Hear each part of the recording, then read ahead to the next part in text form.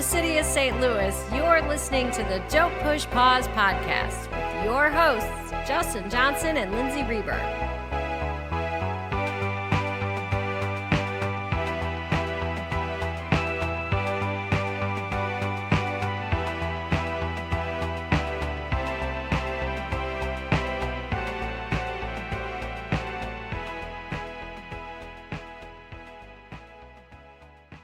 Welcome again to the podcast. How you doing, Lindsay? Doing okay. How are you, Justin? I'm good.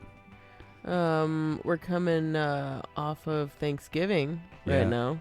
We're coming off of Thanksgiving and a real serious film. We did Kids, and we were like, you know what would make the month of November even better to do an even, another serious film. So we've chosen The Ice Storm because it has a smidgen of Thanksgiving. It's not a Thanksgiving movie, and even though we're past Thanksgiving, there's a turkey. Right. We just figured, the way our podcast falls, even though it's post Thanksgiving, maybe some of you are still feeling festive, so you can consider this. This is very much like a not a Thanksgiving movie. This is the movie you watch when you're eating like the leftover dinner roll, right? Turkey sandwiches, feeling terrible about yourself. Yeah. You're like, I still wish that tofurkey. Why doesn't tofurkey stick around? But like, you've got turkey for weeks. I mean, maybe not weeks. It's probably gonna be bad after that.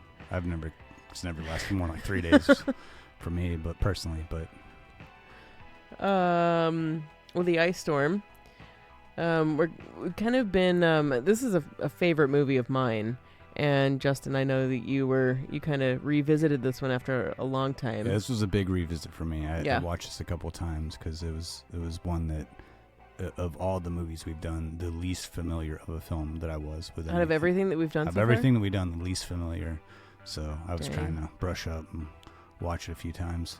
I think this one is fun to brush up on because there's so much involved. And we'll get more into it, but I don't know if I would describe it as fun. Watching this movie twice in 4 days was a heavy film. Okay, but just stepping outside of the subject matter, there's a lot to talk about. Yeah, it's definitely not a fun movie, but if you like drama, if you like silent glances that say everything, right? This movie is chock full of that. Well, I think the main reason why I was really into doing this movie was because we haven't really tackled a real serious drama. I mean, aside from last episode, Kids. Right, but even that, I felt like that's more of a. I'm glad that we did that one because that one is a different kind of movie. You're right, though it is. But this is like a very, it's like a very Hollywood film, but it has there's a lot going. It's like a very serious but big budgeted Hollywood film with big Hollywood stars. Yeah, whereas Kids was like more gritty and street. Yeah, this is and I don't know. I think it's fun to dissect things and go into different territory, and I love all the movies that we've done. I love this film. It was it was one that wanted to do it. I think I brought it up. I was all for it, but it was of all the movies we've done, this one has been, I think, the one I watched the closest is like both times I watched it in the last few weeks. Did you have trouble coming out of that? It never really puts me in a depression or anything, but it puts me in a very introspective thinking about the things that have happened in my life and as an adult and as a child mode. It wasn't a movie for me that put me in any kind of funk. Yeah, I mean, then there are certain movies like there's a few movies that I like. The Deer Hunter is like reserved for like once every like 8 years when I'm just feeling like this is like the perfect time to watch this movie, so I just don't feel terrible for a week. But like, this is a movie that I felt I will say the second time around, the last 30 minutes, it felt more heavy than the first round that I watched it. But that's fine. I mean, I like a movie that can. And we also don't want to intimidate anyone too with this, with the seriousness and the heaviness of this. It is a great film. and there is a lot of merit in this as far artistically and subject matter wise. It's just it's a great film to discuss. So what do we want to discuss? Speaking of that, I know we want to talk about Ang Lee, director Ang Lee. Yes, Ang Lee, who's done quite a few movies you might have heard of. Crouching Tiger, Hidden Dragon, Brokeback Mountain, Eat, Drink, Man, Woman, just to name a few. And Hulk, which I actually have never seen, but I haven't either. I was kind of surprised he did it, but yeah, you know, whatever. That was kind of before the Marvel thing took off, so yeah, I would be curious revisiting what that would have done. Yeah, and definitely want to talk about the cast because I think this is just one of the most understated and well acted movies of the 90s, in my opinion. Yeah. Very understated. Unfortunately, too, because I don't feel like it got the recognition that it deserved. It got a lot of critical acclaim. Yeah. But I do like how, and this is something I'll talk about later, but just like one of the things to talk about is with the acting, how this is a very reserved film. There's not like the scene where an actor's like screaming or, a lot of times the big Hollywood drama that's going to get all the Oscar nominations. They have this scene where like the actor's like screaming at the person or all, that very intense thing. And this movie's like so opposite of that. It's so quiet and subdued. And I think you can have just as an effective of a performance with the opposite of that grandiose, like, and don't get me wrong. I love that. You love crazy, getting all intense and crazy. I can totally get into that, but I also like this sort of quiet, understated performance as well. When Tim Robbins finally escapes from jail in the Shawshank Redemption in the rain. Give it to me. Go for that pull that up crane and shot. Show him. Yeah, it's beautiful. Throwing his hands in the air. But yeah, you're not going to find anything like this. It's raining on my cheeks and during that scene. Totally. So we'll talk about Ang Lee and the cast, also the look of the film and the fact that this is a period piece. It takes place, not a period piece, but it takes place in the 1970s. Yeah, and I will say about that too with the 70s. It's like that I wanted to talk to you about. Yeah. Well, we'll talk about it, but it is. Yeah, it's like a movie that doesn't look like it's trying to look like the 70s. Sure. It's again subdued. It's just, everything in this feels like pretty natural. Yeah, it really does. I mean, down with everything that's technical. Yeah. I mean, down to the lighting. Yeah, and a big thing I wanted to we're going to discuss, which will. Mm-hmm. I'm not really big on spoilers. They don't ever bother me, and we've never said spoiler alert on this podcast, I don't think. But I really wanted to talk about the ending of this film because I think it's pretty bold, and so once we get to that section of the podcast, if you haven't seen this movie, you can fast forward or, tune out. If you can't handle it. Yeah, we'll talk about the ending. We'll have our discussion on that. And we'll also talk about, a couple like really, I guess, like the themes in the film. There's a lot. That's a very, I think like as simple as the plot is for this film, it's very intricate in its themes and like its character studies, and I'd like to kind of get into that a little bit as well. So we'll talk about the ice storm. We've got our picks of the week as usual. What's your pick of the week this time? My time? pick of the week is Dave. Which also Connection Beans, also a film with Sigourney Weaver and Kevin Kline, directed by Ivan Reitman, which is really like a 360 from the Ice Storm. And what was your pick of the week? Mine is Gorillas in the Mist. It is another Sigourney Weaver movie. This might be the I Heart Sigourney podcast. Yeah, actually, I've never seen Gorillas in the Mist. Ugh. Well, so, if the ice storm didn't make you cry. Yeah, I figured I'd wait till after you did this is your pick of the week before I decided to tackle that movie. I always like watching, if I haven't seen it, I prefer to watch it after you've spoke about it. I've seen Dave countless times in life. I adore it. I'll admit this was the first, I rolled the dice on this podcast. I had never seen Dave. I hadn't seen the ice storm in like 18 years. Seeing what happens. Yeah, I know. Trusting good old Sigourney that she made some good flicks. I don't know. She didn't do me wrong. Does she ever? Yeah, I don't think she could. Yeah. So those are our picks of the week, and as always, our Murray moment.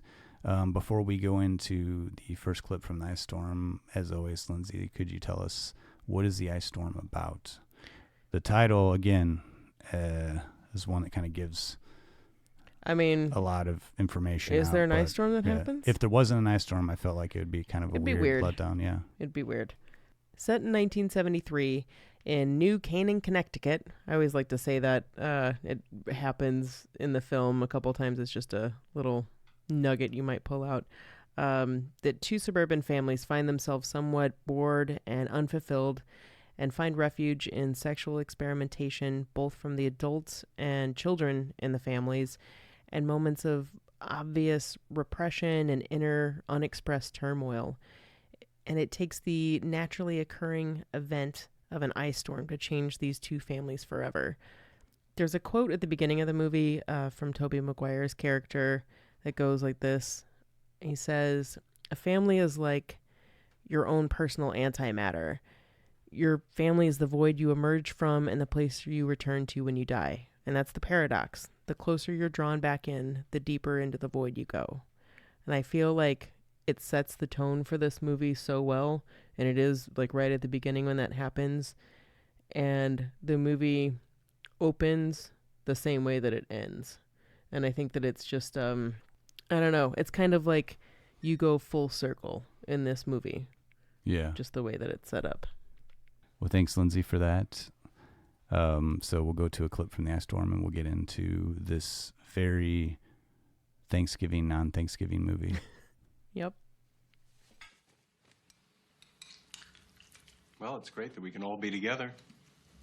And this Thanksgiving, no yelling, no hysteria, especially with your grandpa not here, although we miss him. So let's do it right. And Wendy, why don't you say grace? You used to love to say grace, remember?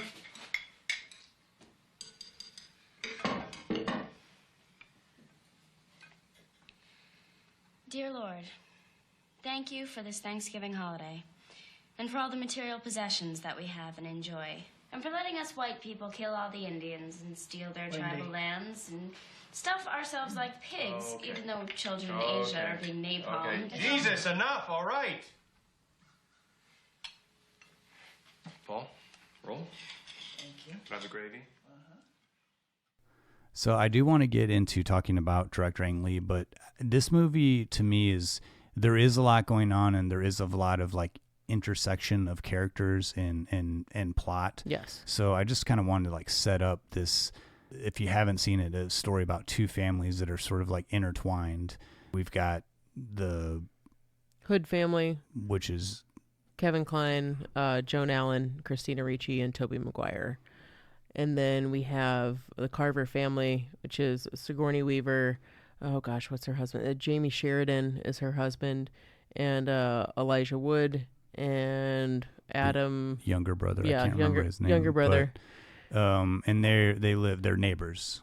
Yes. And Kevin Kline has been having an affair with the Sigourney Weaver character. Mm-hmm.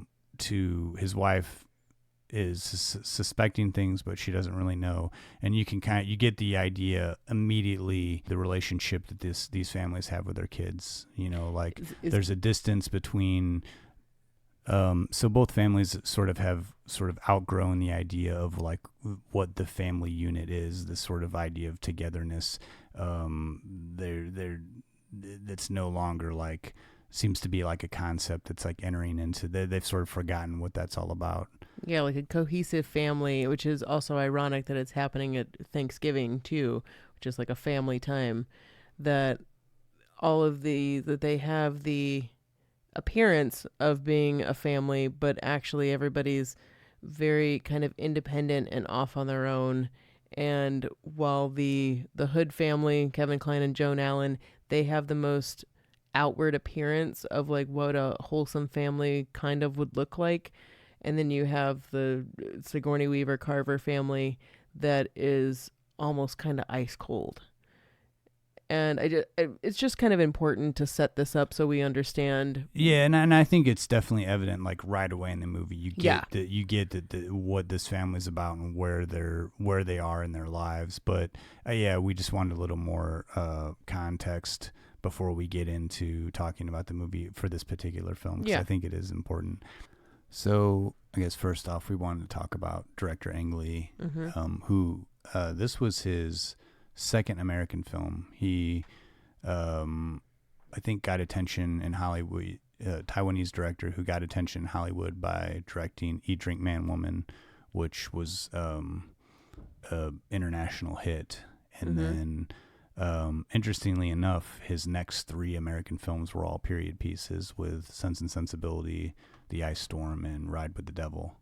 And I don't know. It's interesting to me that when a foreign director does a specific period piece in America, like, and I think that his sensibilities really help. Like, I think that, again, this isn't a movie that's like trying too hard to be the 70s. It's like things are very subtle. And I watched a few interviews with Ang Lee this last few weeks, and he's such a, the interviews, he's so quiet and he's so soft-spoken, and it's so much like what this movie is like. I think it's just so rare that I've ever seen a director speak in an interview and there's such a reflection of that person's persona represented in their work and their film.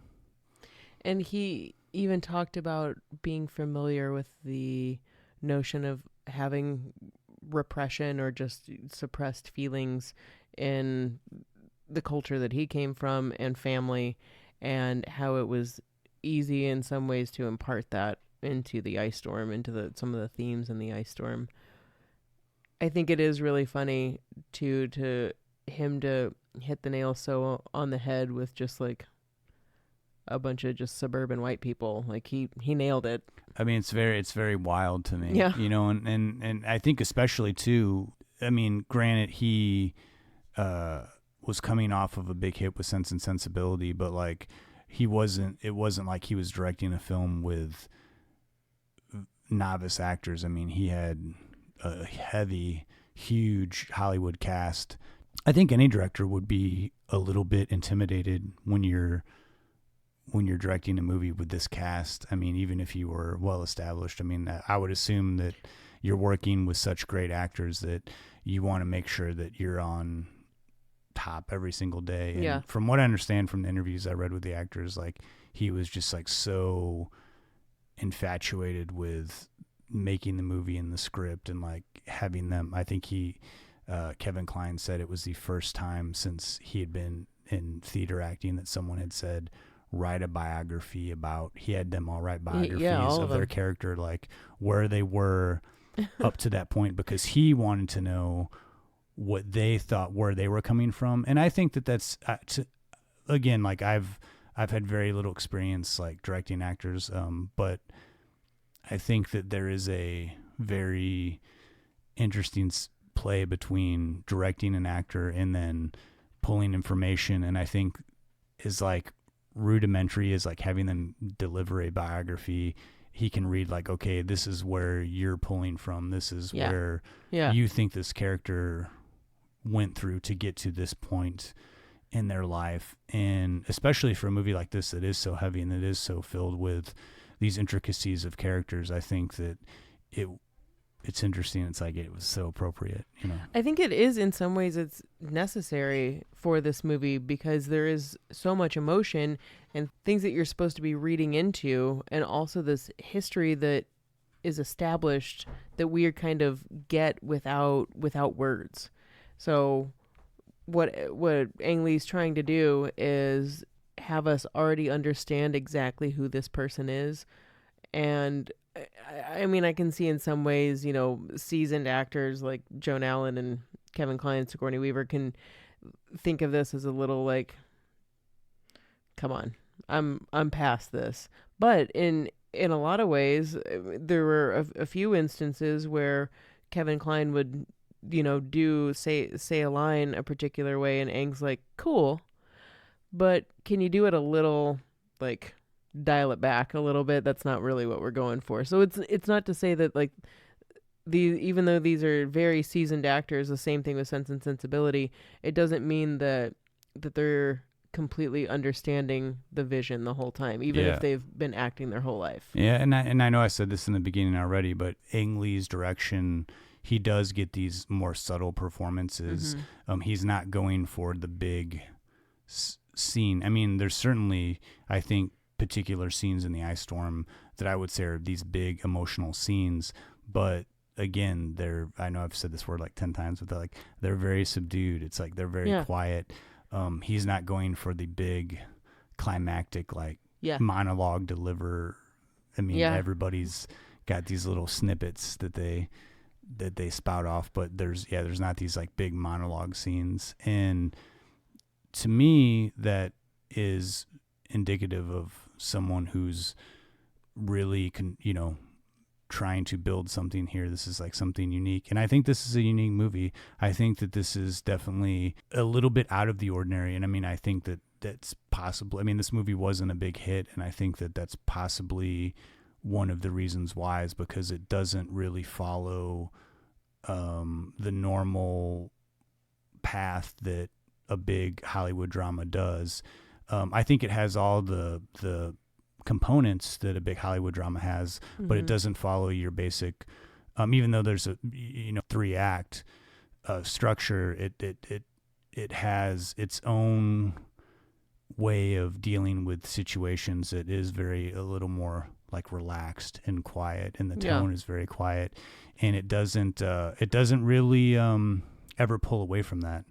It isn't like a movie that shifts gears, or the drama starts like 30, during the second act. This is like, we're dropped right into a very already, it's seedy, depressed situation. Yeah. There's a lot going on as soon as you get right into it. And I can't help but but say that the same year that this came out was also when Titanic came out. And you have this epic drama that like built itself on, just like rising action and dramatic music and all of this like build.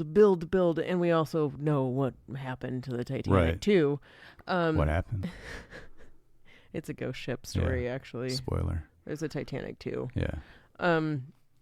But I think it is really interesting that Titanic and the Ice Storm came out, and like we don't hear anything about the Ice Storm. It was just all this amazing emotion behind Titanic, but really, like, to me, I don't know, you're comparing the two. One seems so much more superficial than the other. Like, I watched the Ice Storm, and within the first couple minutes you're dropped into like, whoa, this world is intense.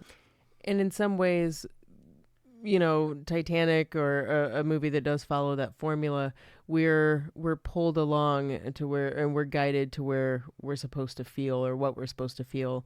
And in some ways, the fact that we're kind of drifting along with the Ice Storm is the same as what's happening to all the characters in the movie too.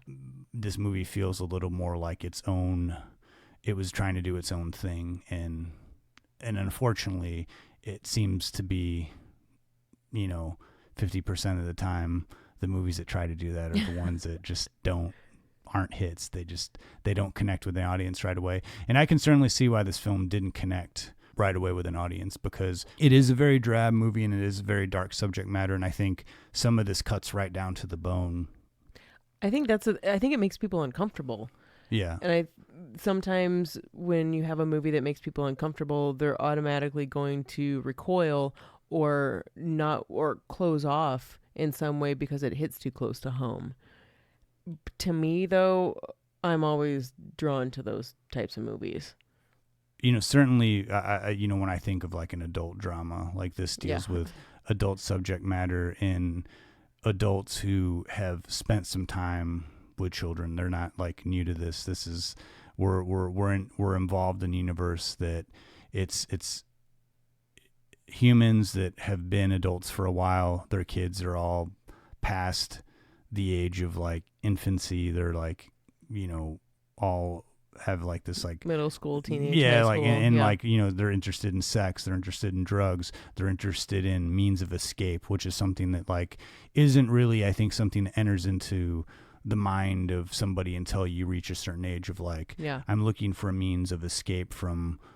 You get a sense of like, okay, something here, if you're lucky, you know what I mean, like you're you know, if you're lucky that you can make it to 10 or 12 or whatever, teenager, and the thought doesn't enter your head of like, I need a means of escape via, you know, gratification or drugs or something to take my mind off, you know, what's going on around me that is not good, that is something, you know, the sense of something is not right. And I think that this movie plays with that notion of all these characters are experiencing that moment. They're just starting to, the realization that their lives are not where they should be or where they want them, or that they don't know if they're happy, or the idea of happiness or unhappiness is all settling in at once. And I think this movie to me is like that interpretation of like that moment in an individual's life where you question your actual happiness or like your moment in life, which is, it's pretty deep, you know, pretty heavy. And sometimes that's not exactly what people are looking for when they go see a movie. Sometimes though, when you see reality reflected back to you, or your reality reflected back to you, it's cathartic. And for me, I feel like there are a lot of elements of the ice storm that could maybe make someone feel, since all of these characters, a lot of them really feel alone. I feel like seeing that could somehow kind of maybe make someone identify with it even more, but they have to be open to it. Yeah, and I think too, it's a movie that really highlights the stages we go through in life where you could, one way you could look at this movie is like a lot of these characters are just like absolutely despicable, and in some sense they are. You know, some of their actions and their beliefs and like the way, you know, I mean, like one could look at it that way, but I think that this is a movie that like examines the characters. It doesn't put a label on like a villain. It doesn't put a label on, you know, this is the hero. This is it walks a sort of like fine ethical line between the characters in the movie. And I think that's why it's Do you think there's an ethical line in this movie? I definitely believe so. Yeah. I think that I don't think it's a movie that is choosing sides. Yeah. But I certainly believe that, to me, it feels, especially when we talk about the ending, I do believe that it is towing this line to say, and I think the ethical line is adultery. You know what I mean? Like, I think that it's evident through the movie of like, there's people taking sides. There's like with the key party, there's a couple that backs out at the last minute. And then there's the moment where Kevin Kline, his character, who has been having infidelity with his wife, the guy suggests that I wish some of these folks would have brought their daughters with them. And you can see Kevin Kline, it sort of like smacks him in the face a little bit, like, that guy's despicable. Yeah. But, you know, you kind of get the sense of like what he's doing is despicable, but like what that, you know, he looks at that guy as like, that guy's just something like else. Wait, so I do feel like there's these moments where I do feel like there's like this line of ethics that is drawn in the movie, but I don't think that it's this like finite line of like, here's the side this movie is taking. Here's like, you know, if you make these choices in your life's going to be totally crap. Yeah. Agreed on that. I do think that it might be good to set up also these just like a little rundown if you haven't seen the movie, just real quickly, like who are the actors or who are the characters in these families. Well, let's go to another clip, and then we'll get into the discussion of the cast. We'll get you familiar. I know we feel like we got a little ahead of ourselves, but this is good. I like getting a little deeper than we normally do. Yeah. This is good. Yeah. So we'll go to a clip and then we'll come back. We'll talk about who the cast is for this, and then we'll get into the cast. And Jamie. Oh, hi, Dorothy. What's all that about? What the hell happened? A prior engagement overcame me. What? Listen, Benjamin Hood, I have obligations that precede yours. from before you showed up. I mean, one or two good-natured encounters, that doesn't mean I'm not just some toy for you. When I remembered some chores I wanted to get done before the party, I just did them, that's all. Because I wanted to get them done before I saw Jimmy. Jimmy? Jimmy? I'm not sure how to take this. What do you mean, Jimmy? I thought you and your husband had... How you take it isn't all that interesting to me, Benjamin. Sorry. So, really want to talk about the cast here for a little bit. It's such a prominent cast. Like everyone in this, whether they already were at the time or they came to be in the future, like is such a dignified, great actor. Yeah, I think every performance in this movie is great. Mm-hmm. And even two performers that I'm not even fans of, which is Tobey Maguire and Katie Holmes, I think Mm-hmm. that everybody puts in just a very natural and purposeful performance. This was Katie Holmes' first movie. Was it? I believe didn't know yeah. that. Okay. Yeah. But Joan Allen, Kevin Kline, Sigourney Weaver, obviously, like Christina Ricci, I love. Like, I just think everybody, and Elijah Wood, I think they all give these very, again, I've used the word, like, these subtle, understated performances. That's what this movie is subtle and understated. I think that everybody is functioning together to give off the sense that there's something brewing. The actors' performances are what causes this boil that happens that like basically works its way up from the first and second act into the third act, where we have this crazy and explosion. And even that's not this big explosion. It's not like a big boom. It itself is. At the same time, this is also coinciding with the beginning and beginning rising action and climax of the actual ice storm that's happening. Yeah. So all of this is brewing at the same time that the storm is beginning. Yeah. And I think you could pretty clearly and easily say metaphorically that in Ice Storm, this quiet, beautiful, seemingly harmless thing can also be deadly. And like specifically, I think the three main actors here, we've got Kevin Kline and his wife, played by Joan Allen. I think that their performances, they really drive the movie. Like they're the divide in their marriage. Kevin Kline's so great because he does have this like kind of goofiness that he does. Yeah. But there is a particular scene where he and I think I was mentioning this to you earlier. The bathroom scene? Not the bathroom scene. It's the scene where she's obviously starting to suspect Joan Allen, his wife, is starting to suspect that he cheats on her. Uh-huh. And the lies that he gives her, and we as an audience have already seen that he's like been cheating on her with Sigourney Weaver, but the lies that he gives her are so lame. Yeah. They're so lame, and they're so like he hasn't even thought of it but I think that Kevin Kline plays this character in the perfect way that I get the sense that like he in his mind is doing no wrong. Yeah. And because he doesn't feel like he's doing anything is wrong, because I think we all have, I've talked about this before, like on the podcast, like in movies, like, you can see that moment when self-preservation kicks in where you feel like you're in danger. You will immediately, your mind is like, will think of things to like, like whether you call it a lie or whatever, you kick into like, I have to do this to protect myself first before anything else. And I really think that this movie conveys that time period where, especially with men, where especially in marriages where there was that dominance of where he, in his mind, he was doing no wrong. It's like, it's something that all these men are doing.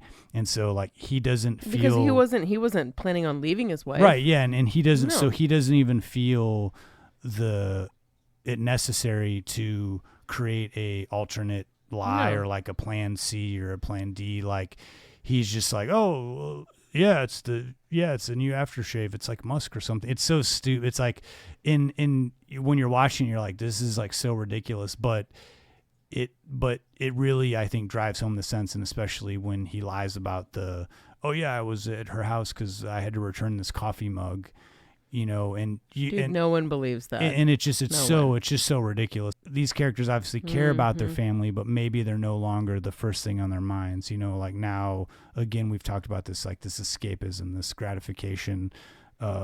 They're more thinking about themselves. They're putting themselves before their families, which I think really at this time period was, the 70s. It was now. I mean, I think this was like maybe I'm going too far. Maybe I'm wrong here, but it's like the last decade where like divorce was still kind of like frowned upon. Well, like I think like divorce now is like pretty. It's like, oh yeah, my parents got divorced. Like everybody, most parents are divorced, but like this was a time where it's like that's not an option. We're not going to do that. So any infidelity, anything that happens, we're just going to ignore it, or we're going to address it, or we're going to sidestep it until like either this whole thing falls apart or we're living miserable lives, but we're not going to get divorced. I think right there, that is so much on what this movie hits on, as far as from the two main adult women perspective. We feel like Joan Allen feels completely like repressed, and like what else is she gonna do? She's clearly unhappy and like not enthused about being in her relationship, but she's not gonna do anything else. She also knows her husband's cheating on her, but she can't find it within herself to be like, you're cheating on me, fess up to it. She can't bring herself to actually do that. And Sigourney Weaver is so like, I find myself in this marriage. I'm not very happy. I'm not completely unhappy, but it's 1973.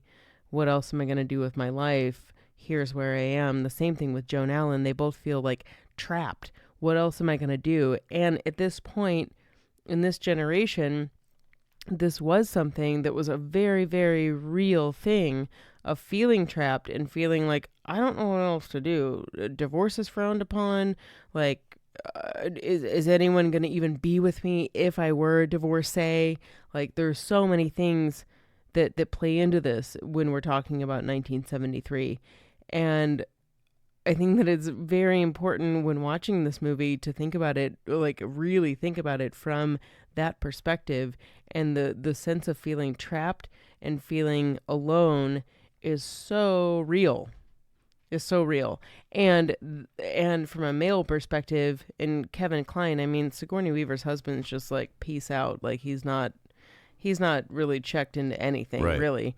But Kevin Kline is just kind of, he's not doing anything wrong. He's just going about his day. I think that there's the scene that I think is the strongest in the Ice Storm, which is kind of what you're referencing here.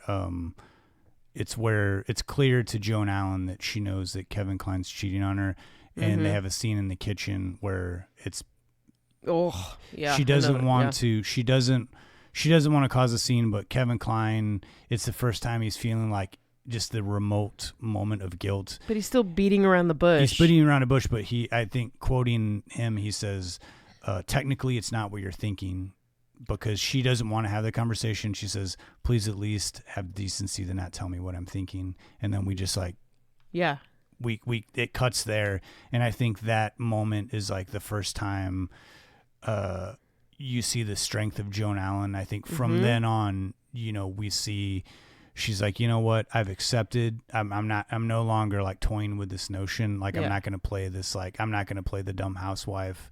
So like she goes to the party, and there's this, I think we referenced like Key Party, this thing that was Key Party. You throw all your car keys into a bowl, and then like you pick a key out, and then whoever's car keys you pick out, you go home with. Yeah. And so they this idea early in the film is like talked about, and so they decide to make this, it's volunteer like you. And she says, they have her and her husband have a scene, and she's like, Joan Allen's like throws her keys to the woman, she puts it in the the fishbowl. This is after they have an altercation. Yeah. Where they're like, I already know what you're doing. Well, don't even tell me what I'm doing, basically. Yeah, and I think that the last, and this will kind of get us into our last part here of like the ending of the film, which I will say at this point, if you haven't seen the movie, you may want to like just like skip ahead to our pick of the week. But this is to me, it's like, I don't like, at first I didn't know when I saw this movie in the theater, and this is that up until like we talked about doing this for the podcast, the last time I had seen this movie, though I remember it being a very interesting, effective movie, I remember not knowing how I felt about the ending.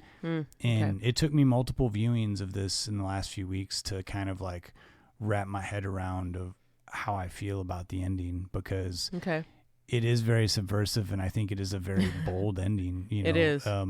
And I was curious, like what like the end. I guess we can say like if you're familiar with this movie. Oh, go. Hold on, before we get to that, I want to just bring everybody into where, like, okay, we're talking about confronting people on infidelity. We're talking about key parties. We're talking about kids, like, sexually experimenting with other kids. Right now, we're in the middle of the ice storm, the actual ice storm that's happening. So everything outside of these homes is covered in ice. And this is the crux of the movie. Yeah. This is the rising action. This is the impending climax. And I think that to me, again, like going back to easily being able to say the ice storm is metaphorical to the themes and the plot. No one in this film deems this ice storm as anything of a nuisance or any sort of like problem. There was like one time Joan Allen's like to Tobey Maguire's like, I know you're taking a train to New York. Just get a cab home because there's going to be a storm. No big deal. Even before Joan Allen has the infidelity moment with her next door neighbor, Sigourney Weaver's husband, when he's like, well, let's go for a drive. Yeah. I remember like thinking like, well, what are these people thinking? But then we see that it's like, but then he continues to like go ahead and drive her home. There's never a moment I feel like where any of these characters feel like they're in danger of this ice storm. And to me, that really plays on that sort of the metaphor of like, no one really realizes all these little actions they're doing are like causing harm. Yeah. The implications of what they're doing. But like, it's very, very dangerous, playing with this and not thinking about the dangers can be deadly. And I also think that too, when we're talking about infidelity, when we're talking about any form of cheating, it is very easy to get wrapped up in that emotion, in that feeling of just like immediacy, or just even like a first love feeling or whatever, where we forget what's going on outside, what's going on around us. And so there's very clearly an ice storm, we even see when Sigourney Weaver's husband's like, yeah, let's go for a drive. He and Joan Allen go outside. They've got an umbrella and they're slipping and sliding all over. They get in a car and they're like, oh, we can't go anywhere because it's covered in ice. But still, that is not like, oh, this isn't safe. Yeah. This isn't safe. This is not something we should be doing right now. Yeah, and I think that so we have the last 20 minutes of this film, the ice storm descends. It causes each character, like Elijah Wood, the son of Sigourney Weaver, goes out into this to presumably maybe meet up with Christina Ricci, right. Maybe just to like but experience. He is fascinated. Yeah. He's caught up in the magic of this ice storm and ultimately ends up dying via electrocution from a power line that hits a rail that he's leaning against.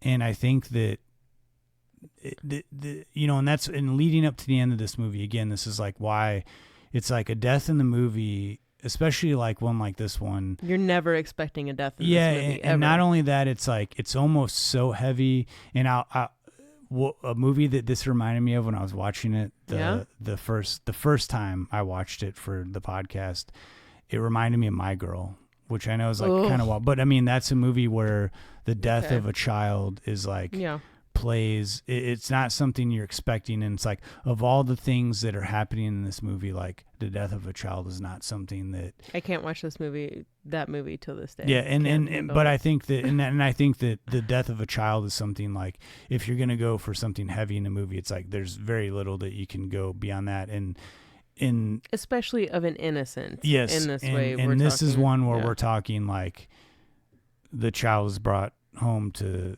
his dad, and you know what I mean, and to me, like the one scene, and I know I said like the first time I watched this I was taking notes, I wasn't as emotionally connected, but the second time I watched this, when Sigourney Weaver is awoken to the sounds of her sobbing husband, and she and we don't actually see her get up, her husband's sobbing because Kevin Kline has brought Kevin Kline found Elijah Wood electrocuted in the street. Yeah.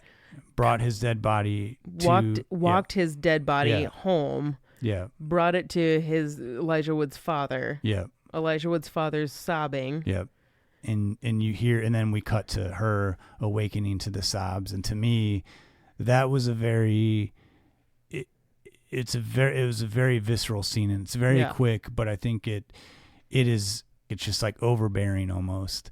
And that's why, like, when we get down, so like after Tobey Maguire, Kevin Kline, and Joan Allen's son has spent the evening with his friends, and his train gets delayed, and when the very end of the movie, he was supposed to get home at like 11 p.m., but he gets home in the morning, and after this death of Elijah Wood, they show up as an entire family to pick him up from the train station. Presumably also delayed because, I mean, I always took this to mean that the train stopped because the electricity went out because it was on the same line as where I never Elijah Wood really thought of that. It coincides with the editing. No, I see what you're saying, because it does take a while before they cut back to Tobey Maguire. Yeah, because it's like Elijah Wood gets electrocuted.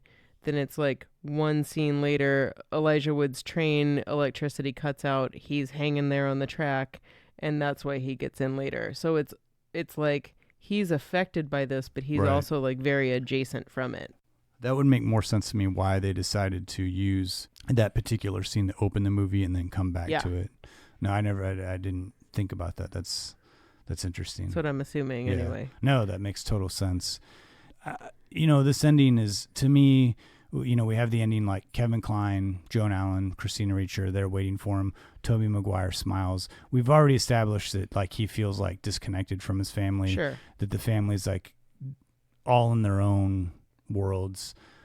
But he has a smile on his face and walks down, and they get into the car, and Kevin Kline looks back at Tobey Maguire and just starts breaking down and sobbing. Yeah. And it cuts back to Tobey Maguire looking at his father, and then it just cuts to black. I mean, it's also the only time that we see Kevin Kline really, aside from being drunk, right? Like really emote any type of emotion. Have any sort of like, and I think that's why I think the first time I watched it, like I didn't get the power behind that, because I think maybe I was younger when this movie came out, and like it didn't dawn on me. And even the first time I watched it, I was trying to get behind the ending, because I was like, man, this is a very bold. It's not. I mean, it's not open ended, but in a way it is, because obviously you've been on this long ride, and you're like, what happened? You know what I mean? Like, did their marriage work? What happened? Like, you're not given that information. Idea. Yeah. And so it's not a closed, it's like, again, like I said, it's not your typical Hollywood drama where everything is like wrapped up nicely for you, like where the end credits roll and like you feel 100% satisfied because you're like, well, I know what happened at the end of that story, but this one, I don't know. Did they get a divorce? I don't know. But what I do know is that there is that moment where you feel everything coming. You feel all of this has boiled down to this moment, and that's why I think it's a bold ending, because there's this moment of clarity. Even though you don't get the satisfaction of knowing where these characters, what happens to them, there's no end of the story.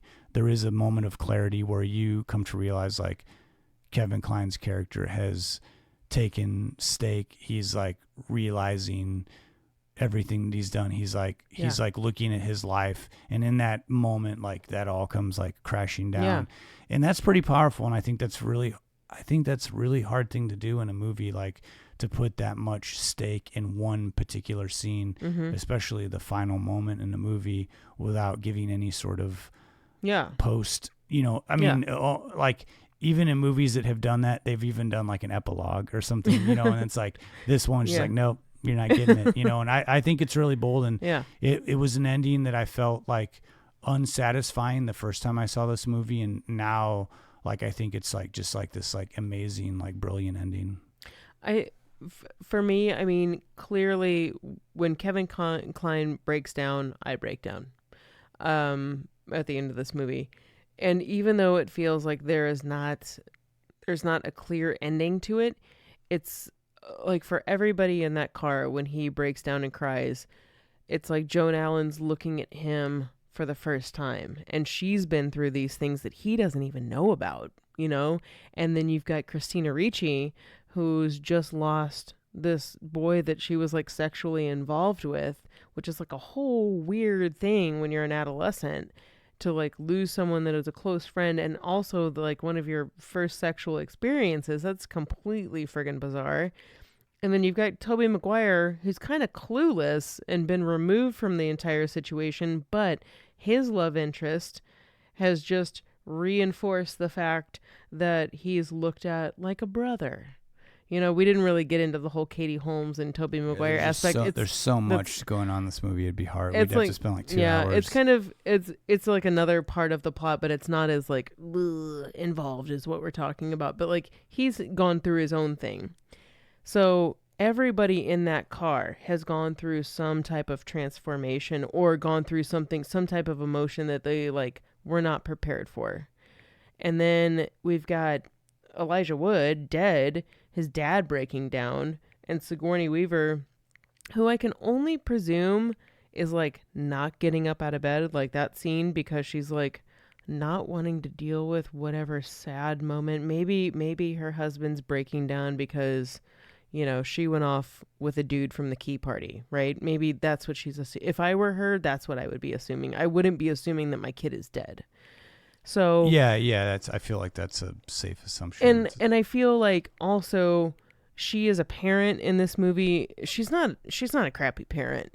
I mean, she is removed emotionally, but I think that she actually does care. I think she doesn't know how to relate to her children, but I think that she wants to, but she also kind of relates to them as like she thinks they should already be adults or something like that, or there's a certain wall there. Yeah. For sure, whether or not, I mean, we don't see how she's going to react to the death of her son, but I think that there's a guaranteed reaction that it's not going to be a cold one. I mean, I would assume.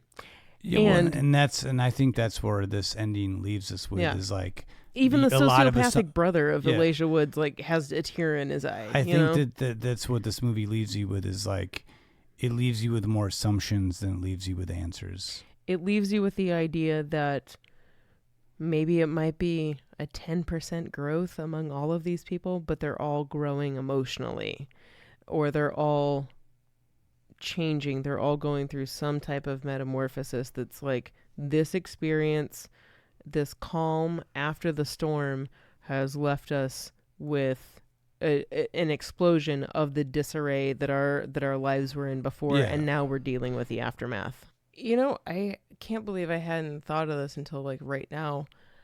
It's funny to me that this movie came out 2 years prior to American Beauty, and American Beauty like racked home like Oscar nom like after another, and that was all about the disintegration of like the suburban family life, emotional turmoil, things brewing under the surface.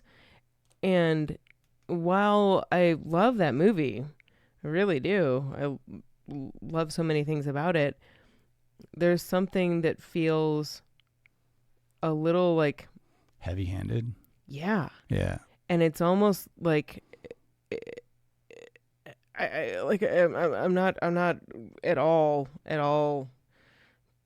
putting down American Beauty at all.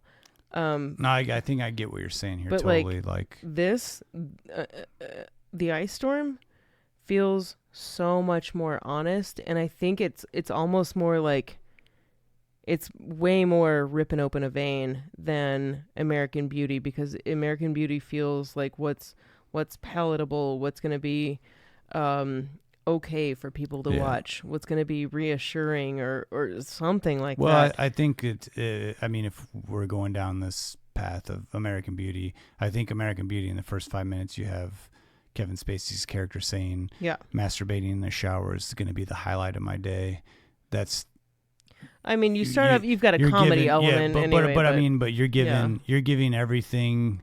You're giving like this sort of like, again, it comes down to like the subtleties. I think like it was why I think the Ice Storm is more is effective in a sense that it hits you harder because you're not given that. I hadn't really thought this whole thought through first, but yeah, it is that you're right. It's heavy-handed versus the Ice Storm, where it's almost like okay, American Beauty, like what we were talking about with Titanic, like you're being led along with this movie, and the Ice Storm, you're experiencing it with them, and if there's any part of you that is in any one of these characters, you can automatically put yourself into that role. And I think too, like a movie, and not to go, I mean, I'm just kind of going like real far here, but like in comparing it, because I think there are a lot of compare and contrast with American Beauty, but like just going as far as like what I was saying with the ending of the Ice Storm, with American Beauty, you have a narrator, and anytime there's a narrator in a story, in a movie, you have to have, I immediately know when a narrator starts talking, this movie's going to have like this closure ending, because the narrator is telling me the story. So this is going to be a story. This isn't going to be, there can be no open ending. Then after I listen to a narrator, I can hear him go, and then I don't know what happened. That never anytime there's a narrator, they're giving you the facts. Okay. Yeah. I'm not debating it, but I'm just saying like No, you're helping my brain formulate. Yeah, exactly, work through it. No, I think that's again just, I guess, reinforcing the fact that the Ice Storm is so honest and guttural, and just like why it makes people feel uncomfortable is because of its just like kind of unpolished honesty. Yeah, and I think there's a lot to be said about, like you said, like, you know, like this isn't a movie that like rip opens the wounds right away. It doesn't expose itself immediately, even though there is this impending sense of dread. It's not this immediate thing, and there's not necessarily one particular scene that says this is how effed up everything is in our lives. It's a slow descend, but then, and that's why I think that it is a movie that is very evocative without having to be very action oriented. Yeah. And even as we're watching it in the background now, like we've talked a lot about the adult relationships in this movie and the infidelity. There is an equal amount of time that's spent on the Christina Ricci character being sexually involved with Elijah Wood and his younger brother. I mean, separately. But those like sexual awakening experiences, and I think that makes people uncomfortable too, especially when it's talked about in a way that's not predatory, and it's just like something that's like natural that happens, you know? I think it's showing, and it's funny that, not funny, but it's coincidental that we just got done talking about kids. And this is another movie that deals with like young kids, like dealing with sexuality, and what I would consider the Ice Storm being a more tasteful alteration of that. Yes. You know, and hop, skip, and a jump over from New York and Connecticut, but you know, things change. But to me, it's like, it is uncomfortable, and there are scenes in the Ice Storm that I do think are uncomfortable, because they're reminiscent of that, you know, sort of fumbling around, and like you don't really know like what's appropriate and what's not, you know, like you know, and this is, I think, a movie that really shows what's not what's not been taught to be what's appropriate, what's not. There's this weirdness, and I think it's you see it carried on from the parents down to the kids. You know? Exactly. And I think it also adds to this whole idea throughout the entire movie that the parents are the kids are the parents. They are all the same. They're very all much reinventions of each other. And in some ways, the kids are more honest versions of their parents, and their parents are acting more like children. Yeah. I think like no matter who you are, it's a film that's difficult not to have some sort of self-reflection. I think there's a little bit of everything in here that we as humans trying to evolve in some way or another, we hit these little milestones or these little moments of failures, and this movie puts all those on display. Yeah. Whew. I'm really glad we got to talk about this one. I've seen this movie countless times, and I can't even count how many times. But there's never one moment where I don't end up in tears, and not like Dancer in the Dark tears, but like feeling it. Well, I'm happy that you reintroduced this film in my life, because this was not one that I was really thinking about for doing, discussing, and I think you mentioned it somewhere down the line, and then I was like, oh yeah, I forgot it. I'm glad you wanted to talk about it. So this has been great. I'm glad we did this one, but we have to. We gotta longer. We gotta move on. We have to move on to our picks of the week. Maybe at the end we'll tell you a favorite scene about that. All right. I've got mine. Yeah, me too. Well, let's move on to our picks of the week. Again, if you haven't seen The Ice Storm, I can't recommend it enough, especially if you're looking for some serious drama. And if you haven't seen it in a while, it is one, again, I hadn't seen it since it came out. I've watched it twice in the last few weeks, and it really affected me in a big way. And it's really been a movie that, it's just so well designed, and it's such a well acted film. I mean, well acted, and like Ang Lee's vision is clearly imprinted on every single step of this movie. So check it out if you haven't seen it. So our picks of the week, I chose Dave, which also starred Sigourney Weaver and Kevin Kline, which is I love Dave. Just the opposite of The Ice Storm, and also a film that I had not, like I said, I had never seen. But I love that somehow you escaped that. What was Dave, 93? It was 93, and I think it was one of those movies that, like, there was so many of those sort of like political movies that came out in the 90s. I honestly thought that I had seen it. I was about halfway through this one. I was like, you know what? I don't think I've ever seen this movie. And I really enjoyed it. There's a lot, well, I'll get into it, but what was your pick? Of the week? At the movie screening, the double feature thing I used to do, I did The Ice Storm and Dave, because I loved the fact that Sigourney... I don't remember you doing that. I don't think you can. But I loved the fact that Sigourney Weaver and Kevin Kline were in two movies together. They were so completely different. They are so completely, just like wildly different. Yeah, wildly different.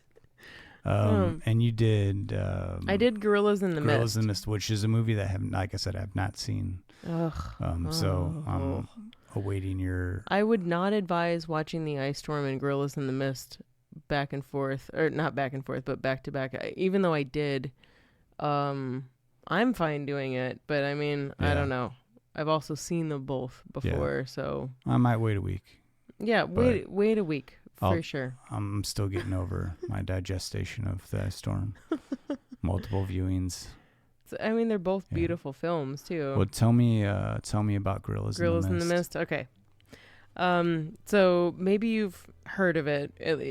Maybe you haven't seen it before, but maybe you've heard of this biopic about legendary primatologist and conservationist Dian Fossey. Real life, human, wonderful woman. 1988's Gorillas in the Mist is partially based upon Fossey's book of the same name, though the film does somewhat tone down her as a person and makes her seem kind of like one of us, when in real life she's kind of so much more, not to put other people down, but like she's a lot more than the average person. It is a gut-wrenchingly true film that stars Sigourney Weaver, as we already said, who evidently we just can't stop adoring this podcast. I mean, it's just going to keep going on. Who knows about what's going to happen in that Murray moment? I don't know. This film follows Fosse's journey into the Virunga Mountains of Rwanda. So she's studying and steadily becoming the most outspoken advocate and vigilante against poaching of the gorillas of the region. Now, this movie does clock in a little over 2 hours. And Justin, I know how you feel about timing of movies, but it does cover as many aspects of her life in the almost 20 years of researching and being lovingly consumed with an intense passion for gorillas, and ultimately concluding with her tragic and mysterious murder in 1985. What fuels this movie is the underlying notion of wanting to understand what humans are and what made us this way. This is also a very much anti-poaching film. It's not heavy-handed. It's intended to not assault you with disturbing visuals, though there are quite a few. But it's more meant to make you feel and understand why conservation of these animals is so important. This movie is not about talking about conservation. It's about the actual act of doing and protecting these gorillas. As with pretty much any film starring Weaver, it's impossible to imagine anyone else except her portraying Dian Fossey. I'm definitely not alone in this observation. She's completely perfect at embodying Fossey's passion and dedication, as well as resembling, like she actually does look like her, with very little effort. I counted at least 8 times her performance and or a super emotionally like taxing scene brought me to tears. This movie is extremely effective in that way, especially if you're an animal lover. While this film does leave us with wanting to know more about Fossey as a person, Weaver does do her very best to show us the empathetic side, the fearless warrior, and the woman with a huge heart who wants to right so many wrongs in the world.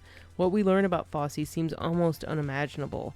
Someone unafraid of challenging government, poachers, and not to mention hanging out with and communicating with gorillas. I mean, what? Who does that, you know? I think Gorillas in the Mist really does Dian Fossey's legacy legend. There's also something really cool to know about this movie in that it was shot on the same land as Fossey's research center that she started and like grew from the ground up. And while there are some actors in gorilla suits in the movie, there is a very, very substantial portion of shots in the movie that feature actual gorillas that Fossey herself knew and was accepted by, and that Weaver like hung out with. Like she could like name the gorillas that Dian Fossey knew. And as you might imagine, this film is very beautiful, almost magical, almost in its feel, not just the mist you see in the background. It is a very magical and beautiful movie. And as the audience, we're totally absorbed by the breathtakingly gorgeous jungle and countryside. So while this film is not the easiest watch, I feel like it's a super important one. There's obviously a reason that Dian Fossey should not be forgotten. I mean, the woman's responsible for gorillas still being in existence today. And if you don't take my word for it, know that since this film was completed, that Weaver herself has served as the honorary chair on the Dian Fossey Gorilla Fund. So that's kind of, I don't know, it kind of says a little bit. This movie is very much based on what happened in Dian Fossey's life, her miraculous accomplishments in understanding gorilla behavior, and also preventing the inevitable extinction of gorillas that they faced at the time. I never leave this movie with a dry eye. It ends very abruptly, but I don't know how else you would end this movie other than you're seeing this entire struggle of Dian Fossey all over these gorillas, and then the movie ends with her death. I'm really wanting to see this movie. A couple of things I have to say. Yeah. One, how long after this movie? Because I don't know too much about this film. I'll be honest. Yeah. And I figured I'd just wait till you do your pick of the week, and then I would watch it. God, I hope I can answer. Yeah. But I was curious how long after post her life was this film made? So, when Diane Fossey was murdered, there was actually, I forget the name of the person, but someone was coming out to talk to her. She had already signed away her rights to a movie being written about her and everything, and someone was actually coming out to talk to her about it when they had, like, they were like literally on the plane when they had gotten word that she had been murdered. So that was like 85. This movie came out in 88, so I would assume at least a year, if not before. I mean, so this is pretty much right on top. It's pretty much right on top of it. Wow. Another thing that's crazy to me is that, like I said, like this movie was like filmed like where she spent almost 20 years of her life. And it was like the director's, like, that's what he wanted to do. He wasn't going to do it anywhere else or with, like, you know, a whole cast of people in gorilla suits. It was going to be actually like there, that all, and you know, Justin, you've made movies before. All of the equipment, all of the filming equipment was because of, I forget if it was like the government or like airspace or whatever, but like they had to go through a hell of a lot of paperwork in order to film there. But also all of the film equipment was trekked in like hand, like by people like on their shoulders. No easy task. No. And it was like, it's hiking in the mountains. It's insane. Well, that's fascinating that it was so, because a lot of times with bios, and I've sometimes I have a hard time with bio movies because it's a lot of the whole like printing the legend thing, you know, like sure. I think a bio like this of someone that maybe a majority of people are not familiar with, it especially now, like, I mean, especially if you find history fascinating, like you'll want to, you know, learn the real story, whether not just the thing of like how close it is to the movie, but just it sparks that interest in that, you know, this is a story that is significant but wasn't, you know, I mean, like probably was big in the media at the time, but like now when we're, you know, we said this came out in 1988, we're, you know, 30 years later, like, is this something that people are aware of, like that happened. Diane Fossey's story or like of Gorillas in the Mist? So I think this is a great movie to kind of talk about and evaluate, you know, ignite some interest. Yeah. I think that at the time, and maybe like, you know, in the 90s, like Diane Fossey was like someone that people talked about as far as like conservationist, and I think that in the late 80s and the 90s, that Diane Fossey was definitely someone that people talked about, and Jane Goodall too. I think that in a lot of ways, Diane Fossey was so much more extreme. And I don't mean extreme in a bad way, but I mean, if you watch the movie, there are things that happen in the movie that are very extreme that really did happen in real life. Like she made people like poachers think that she was a witch, you know, so they would stay away. People that killed gorillas that she had been with for years, like she burned down their friggin' huts. Like she was. Yeah, this is. She was not messing around. I need to see. I got to see it. No, it's. I think out of all biopics, I think that Gorillas in the Mist is one that's. It's not going to be something that you're ever bored by, or you look at like, oh, a boring period piece. Like right. It's nothing like that. It takes place in a jungle. It's dirty, and it's kind of an adventure, and it's also like super heartwarming and also very sad at the same time. If you're an animal lover, you should see it, and then like go volunteer at an animal shelter. Yeah. Well, thanks for doing that one. This is one I'm like really excited. I've got it on VHS, out. But that's the only one format I have it on. I have a VHS. Okay. Here. Yeah. I thought you did. That's why I didn't bring it. Well, if you could maybe bring us up right now to, we've talked about the ice storm. We've talked about Gorillas in the Mist. Yeah. I mean, we've gone from infidelity to animal violence. Right. Please bring us up right now. Mine was Ivan Reitman's 1993 really charming comedy Dave, starring Sigourney Weaver and Kevin Kline together for the first time before they did The Ice Storm. This is was a really big comedy, romantic comedy, sort of heartwarming production. We've got Gary Ross, who wrote it, who was coming off the success of writing Big. Ivan Reitman, who, Ghostbusters 2, Kindergarten Cop. I mean, he was riding high. And this movie was one of those movies that kind of hit on all the right points. It was a commercial success. It was a critical success. I kind of had to watch this one a second time because Kevin Kline playing two roles. One, he's the president of the United States, and another role he plays is this guy who looks like the president of the United States, but works at a temp agency and is really into helping people, but also as a side gig impersonates the president at really sort of lowbrow events. The idea is that sometimes the president needs a double to kind of stand in, to kind of do these other things so he can go off and have his me time. So the Secret Service agents, one of them played an early role by Ving Rhames, confronts the non-president Kevin Kline character and asks him to, do your country service.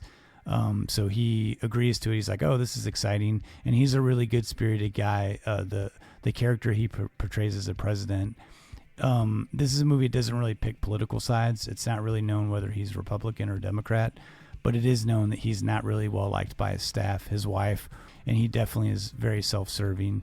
So they hire Kevin Kline to do this one-time gig, but then during this moment, the actual president decides to have this fling with his one of his aides, his office aides, has a stroke, and thus kicks off the plot where the chief of staff convinces the impersonator, the double, also played by Kevin Kline, to take over duties to act as the president so that they can keep this a secret from the public and not cause a panic and a stir.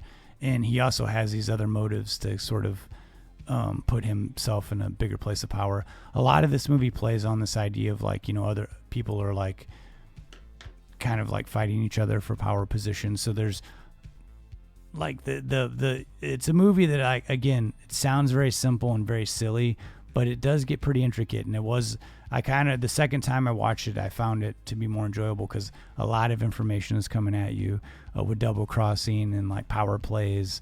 And there becomes a love story between him playing the non-president character, Sigourney Weaver playing the first lady, and she sort of despises her husband, the president, because of his infidelities.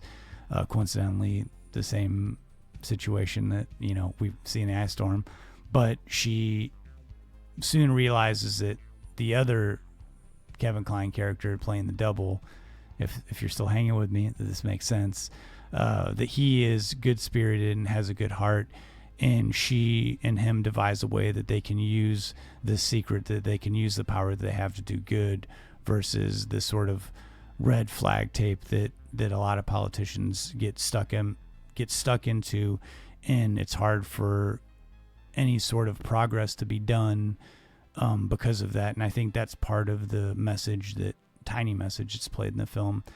But aside from that, it's a heartwarming tale.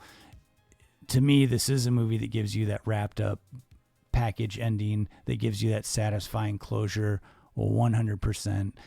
I think it is an adult comedy. It is an intelligent comedy, and it's one that it reminds me a lot of a Gary Marshall film.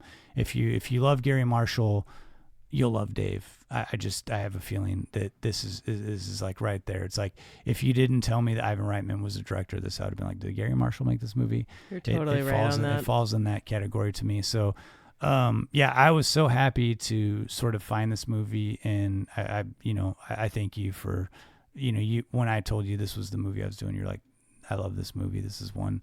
And, oh yeah. And so this whole podcast has really been me getting to check out really awesome movies. So thank you for that. Dude, me too. Same.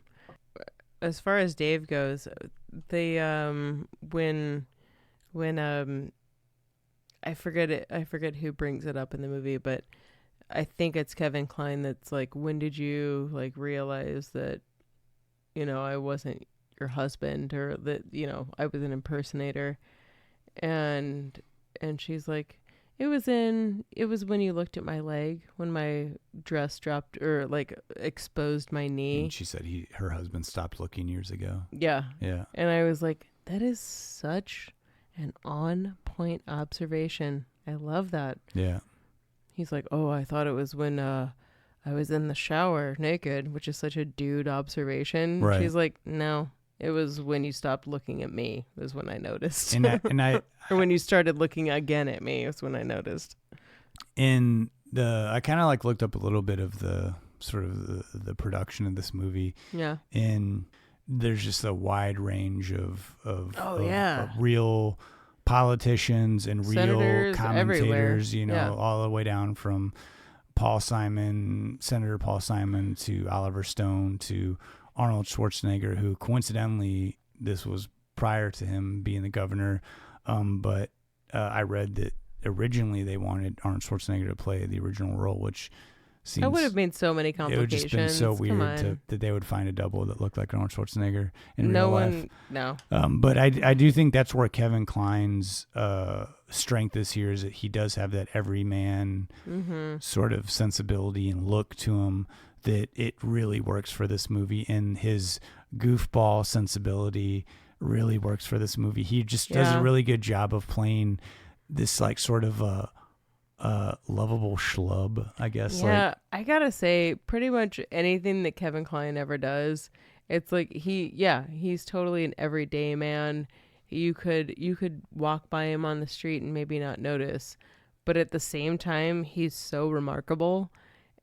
And I really think in this movie he does a good job of like playing up that sort of idiotic role, but you never feel like he's hopeless. It's very endearing. But then he also does a good job of playing like this sort of despicable character that and there's only a tiny bit despicable of that. as the president. But there's only a tiny bit of that. I mean, most of the movie revolves around the double that he plays. We had a little bit of early 90s green screen action too with the president of Kevin Kline and then Dave, where we see them both Kevin together, Kline, where they're like, all right, you look like me, but wipe off the grin, you look like a schmuck. It really is just a fun and intelligent movie. So those are our picks of the week, Dave and Gorillas in the Mist. And this is starting to be one of our longer episodes, so we'll go right into it. This is your Murray moment.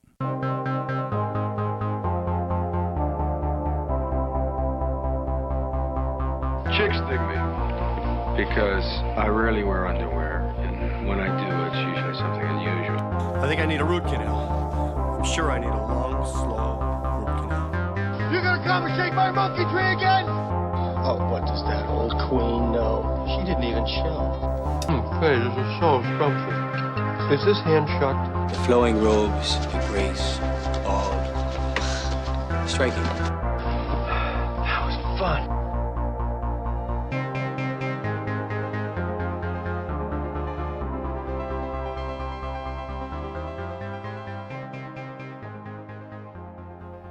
All right, so Ghostbusters is my earliest, most conscious memory of Billy Murray. I was 2 years old, and of all aspects of this film I loved, my most favorite has always been the dynamic between Billy and the woman we can't stop talking about this podcast, Sigourney Weaver. There's a stark difference between these two actors. Weaver comes across as a more studied and refined yet natural thespian, a professional. While Billy is the natural improv actor, he's a comedic genius with amazing timing. Neither is better than the other, but since their approaches to acting are so starkly different, I've always figured that this is like one of the reasons that their scenes in Ghostbusters were extra special to me. They just always clicked, I think, for me and for anyone really watching the movie. So when these two worked together in the 1984 classic, Billy had this to say about Weaver. I'd see this huge skull working and I'd think, oh God, here's trouble. Because thinking is the death of comedy. The problem is that she's method and I'm not. So I literally turned her upside down, tickle her, shake her loose before every take that I could. In fact, there were instances where old serious Sigourney would be off in a corner mentally and physically preparing for when her character would turn into a hellhound. She was super serious about convincing people she could turn into a dog. Just so y'all know, she really wanted you to believe she could turn into a dog. Well, almost every time Billy would find her doing this, he'd seize the moment and start obnoxiously tickling her until the camera was ready to roll. Weaver said that sometimes these instances would go on for a few minutes at a time. Sigourney was pretty good fun, Billy said. She's got style, she's a tall drink of water, and she's really funny when you make her laugh. She gets super goofy when she laughs. Weaver said that when she first arrived on the set of Ghostbusters in front of the New York Public Library, director Ivan Reitman told her to go introduce herself to Billy. She walked over and said, "Hi, I'm Sigourney." Billy responded, "Hello, Susan, Sue." Then he picked up the 6-foot-tall Siggy, threw her over his shoulder, and walked down the street. And for those of you who don't know, Sigourney's given name is Susan, but you dare not call her that. It's been established that these two have great chemistry. They can pull off comedy together and dramatic roles separately, but what about drama together? Well, in 2002, shortly after the events of 9/11 in New York, a play by first-time playwright and journalism professor Ann Nelson was swooped up by the Bat Theater Company and Jim Simpson, Flea Theater artistic director and also husband to Sigourney Weaver.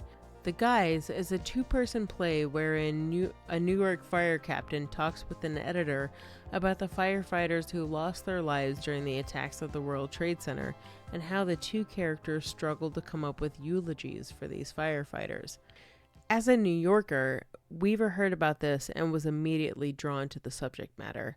Shortly after she signed on, she herself recruited Billy. Together, these two established the workshopping and first run of The Guys.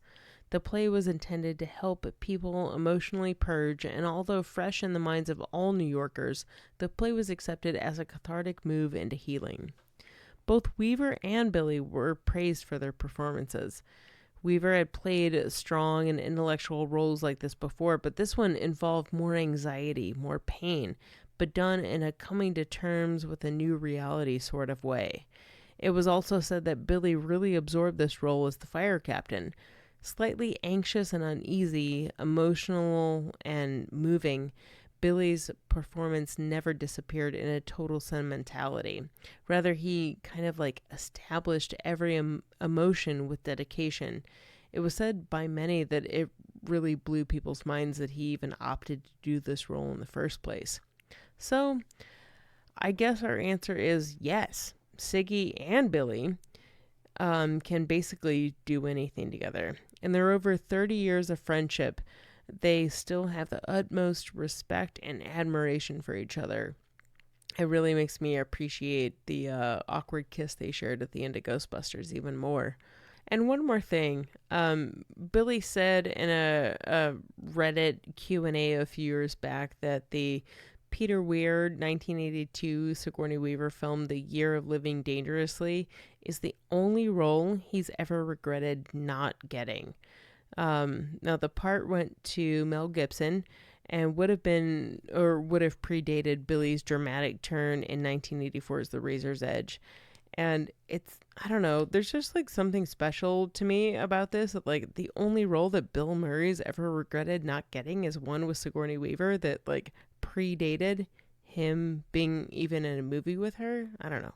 It seems something cosmic, or I'm making that up. But having seen The Year of Living Dangerously, this movie about a love affair, and it's also a political drama about the overthrow of the president of Indonesia. I mean, I don't know. Maybe it would have been a super deep cut for Billy Murray, but I bet he really would have been great. I don't know. So Billy Murray, Sigourney Weaver, I know it was a journey on this one, Justin. No. Well, this is the thing. This is the only thing of the podcast I know nothing about what you're gonna say, but like on the back burner when we were doing our picks of the week. Yeah. Year of Living Dangerously was like one that I was really? like strongly considering, but I didn't know anything about it. And when I kind of looked it up, it's the subject matter seems so heavy that I was like, we're already doing the ice storm. It's a real intense movie. And I was already dealing with a movie that I wasn't familiar with. So I was like, the Year of Living Dangerously seems like something I'm going to have to watch like 2 or 3 times before I can appropriately discuss it. So I didn't like shied away from that one. I didn't even know anything about that movie, but so it was anyway. Well, the biggest thing I took from this Murray moment was I hear this a lot of times between actors, musicians, really anybody that's doing something creative is like, I guess this idea of like, there's instinct and then there's like a method or there's like this way that you go about something that like you're thinking about it. And then there's like people that I don't want to say that like they're born with an instinct, but like there's certainly people that musicians, actors, painters, like they go, it's more about an impulse. People that come from a method are kind of shocked by it, that they could just like immediately come up with something. And I think, Sigourney Weaver, someone coming from such a strict theater background and such a strict methodical, like you're thinking about everything, you're like coming fully prepared, and then someone like Bill Murray that can just like turn it on, but also someone that can go toe to toe with someone that comes from that background. And I don't know, that's always been interesting to me, that like the vice versa of like someone that's so trained and then someone who's like so raw, but like you can take, and I think that with comedians and comedic actors, it's interesting that some of the best dramatic acting that's come out of comedians are comedians that come from an instinctual, and I cite Bill Murray, Robin Williams, Jim Carrey. These comedians have been known for coming from more of like an instinctual way, improv way. Have when able to, when they do these dramatic roles, have been able to give these just like crazy amazing performances. And I think that it is, I think that strange instinct of like being a comedian, if you flip it, you can turn at the same time, you can tap in, because I think an instinct is like you're tapping into an emotion. You can it's your idea, your way of tapping into something that's real. And so whether it be comedy or drama, you that's where you're going for, and whether the words are on the page or not, you know what I mean? So I like, I don't know, that was the thought I had coming out of this. It totally makes sense. And I didn't realize that there was more to the relationship of Bill Murray and Sigourney Weaver outside of Ghostbusters. I never really gave that much thought. And again, like this is, like I said, I never know what you're going to bring to this, to these Murray moments, but I do like that lately I feel like there's been a lot of stuff that predates Ghostbusters. And because I do feel like there's like this thing of like with Bill Murray, it's like you see him as like Caddyshack, Ghostbusters, and then you like catapult further into his career into like the Wes Anderson films. Sure. A lot of times he's like very surprised me. It's like I forget how long his career is spanned and how much he did prior to Ghostbusters. The man has had a lot going on for a real long time. Yeah.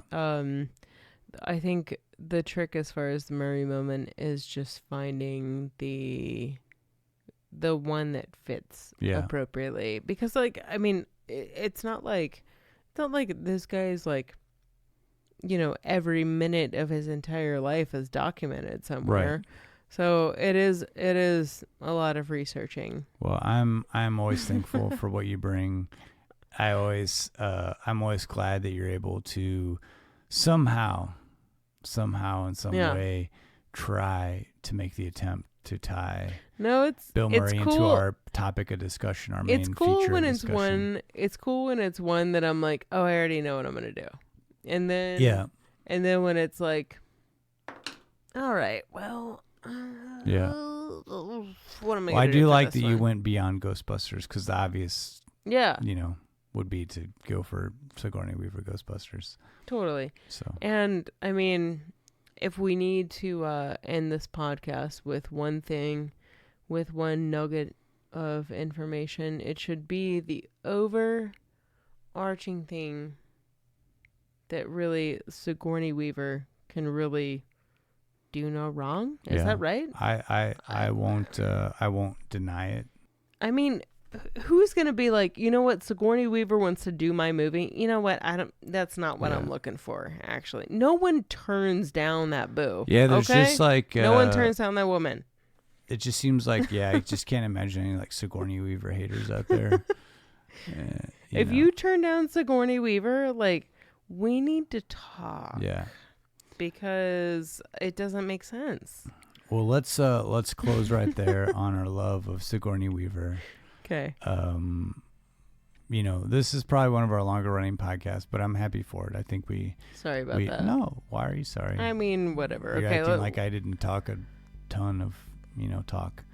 Off the air. I'm glad. We'll talk about that. I'm glad that we were able to dig in deep with the ice storm. I'm glad we were able to take a little bit of time with that because it is a heavier movie and it is one that I think needed a little more time dedicated to it. So and a movie that deserves to be talked about. And if you've never seen it, you really should. Yeah, it really is just such a wonderful movie. Well, we should wrap it up for this episode. We have decided that we're going to go lighter. We've done kids and the ice storm. We need to break it up a little bit. Throw some comedy into this. So our next episode is one that I didn't expect that we were gonna go for. No? But I didn't really. But No?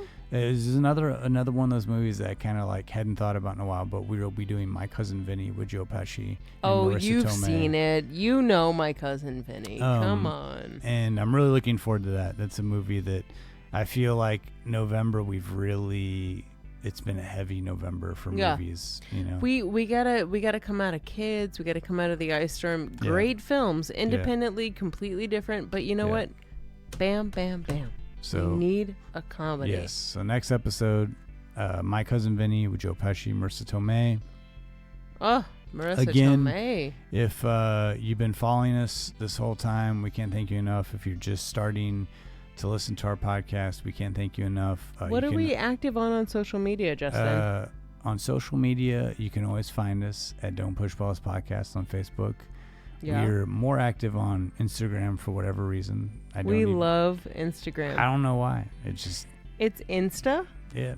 I think that's it. We're It's more Insta. Don't Push Pause Podcast on Instagram. We update the website. Yeah, don'tpushpausepodcast.com. If you want to contact us directly, we always love hearing from you at don'tpushpausepodcast@gmail.com. So we're going to switch it over to much lighter topics. Next episode with My Cousin Vinny.